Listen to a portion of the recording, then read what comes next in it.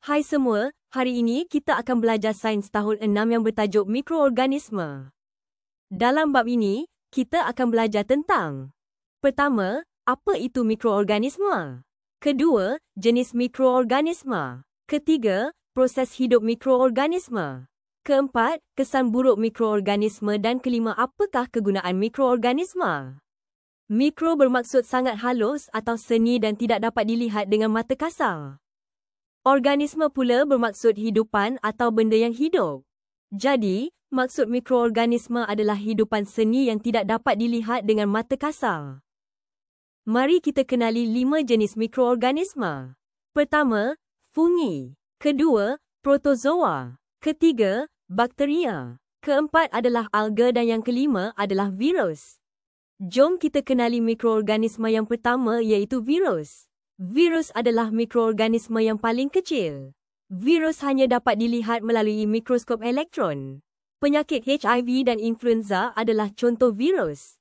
Jenis mikroorganisme yang kedua pula ialah protozoa.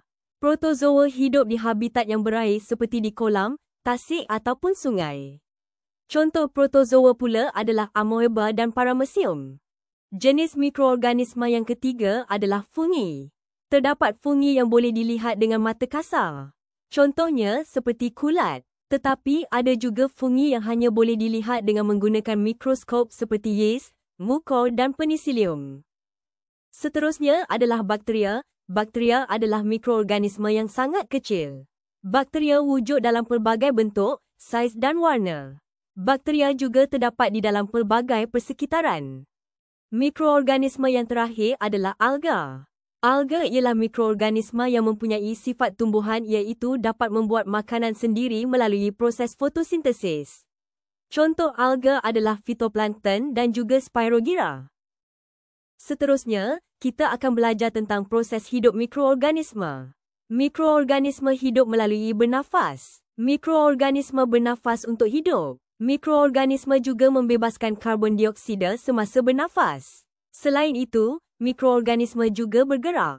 Mikroorganisme bergerak dengan cara yang berbeza. Akhir sekali, mikroorganisme hidup bertumbuh. Mikroorganisme menjalani proses bertumbuh seperti contoh kulapuk atau kulat pada roti. Terdapat 5 faktor yang mempengaruhi pertumbuhan mikroorganisme. Yang pertama ialah kehadiran udara, yang kedua ialah kehadiran nutrien yang sesuai, yang ketiga ialah kehadiran air, yang keempat ialah suhu yang sesuai dan yang terakhir ialah tahap keasidan yang sesuai untuk pertumbuhan mikroorganisme. Sekarang kita akan belajar tentang kesan buruk mikroorganisme. Pertama, dapat merosakkan makanan. Mikroorganisme boleh menyebabkan makanan berubah rupa, bentuk, bau dan rasa. Kedua, pereputan gigi juga boleh berlaku disebabkan oleh mikroorganisme.